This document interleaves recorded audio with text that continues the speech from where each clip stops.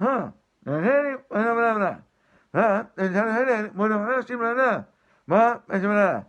Now, don't worry, there's nothing wrong with the sound quality of whatever it is that you're watching this little mini vid on whatsoever.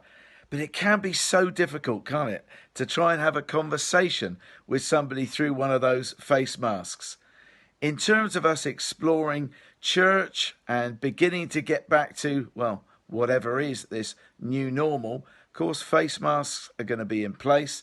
And it is going to be very difficult when we think that so much of church is relational, and yet face masks are just a huge barrier, aren't they?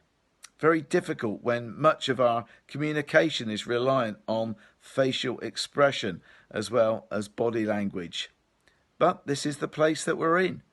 God's people, though, are not going to be silenced, whether it's through our wearing a face mask or anything else.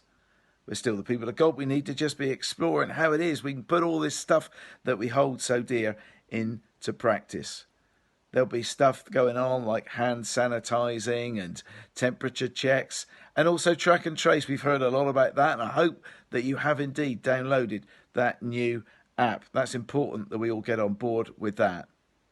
It's that concept of track and trace that's been at the forefront of my own mind as we've been thinking about our own teaching program over the next few months, indeed certainly between now and the end of this year. Over recent months we've been exploring the different issues that have come to the surface in terms of lockdown, our fears, our insecurities, our anxieties, the sense of loneliness that people are feeling, for others just sheer anger and frustration. And we've been then thinking, well, God, what would you want to say to us into those different situations? Sometimes there's a value, though, of looking at things the other way round and starting firstly with the undiluted Word of God and then going from there and saying, God, what is it you're wanting to say to us as we go through a variety of passages? And that's what we're going to be doing. We're going to be returning to the New Testament and to Mark's Gospel.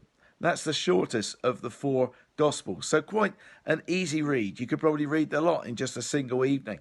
Not a bad idea if you're planning on joining us for this series, because as and when we're then going to be going through the different passages, you'll think, oh yeah, I read that.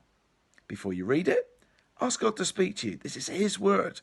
You may well be in for some pleasant surprises.